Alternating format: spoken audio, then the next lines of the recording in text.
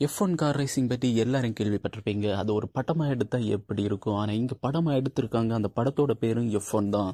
இந்த படத்தோட கதையை பற்றி சிம்பிளா சொல்லணும்னா, நம்ம படத்தோட ஹீரோ வந்து ஒரு மிகப்பெரிய ரேசரா இருக்கிறாரு.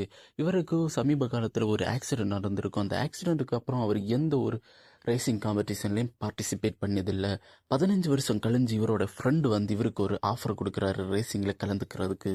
அவர் எதுக்கு நம்ம ஹீரோவை மறுபடியும் ரேசிங்க்கு கூட்டிட்டு வர்றாருன்னா, அவருக்கு ஏபிஎக்ஸ்ன்னு சொல்லி ஒரு கம்பெனி இருக்கு. அது ரொம்ப வருஷமா தோல்வியை சந்திச்சிட்டு இருக்கு. இந்த வருஷம் ரேசிங்ல தோத்தாங்கன்னா அவங்க அந்த கம்பெனி மூடிட்டு போக வேண்டியதுதான். அவர் அந்த கம்பெனியை தக்க வச்சுக்க வேண்டியதான் நம்ம ஹீரோவை மறுபடியும் உள்ள கொண்டு வராரு. அந்த ஆளோட ரேசிங் டீம்லேயே ஏற்கனவே ஒரு மிகப்பெரிய ஒரு ரேசர் இருக்கிறான். அவருக்கு நம்ம ஹீரோவை பார்த்ததும் சுத்தமாக பிடிக்கல. நம்ம ஹீரோவுக்கு தான் இவங்க ரெண்டு பேருடைய ஆட்டிடியூட் பிரச்சனைனாலே இவங்க பார்ட்டிசிபேட் பண்ணி எல்லா காம்படிஷன்லையும் தோத்துட்டே இருக்கிறாங்க.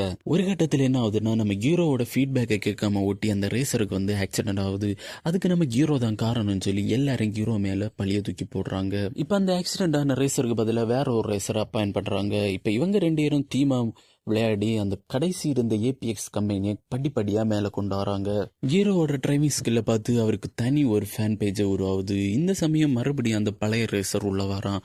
இப்ப மறுபடியும் இவங்க ரெண்டு பேருக்குள்ள ஆட்டிடியூட் பிரச்சனால இந்த வாட்டி நம்ம ஹீரோவுக்கு ஆக்சிடென்ட் நடக்குது.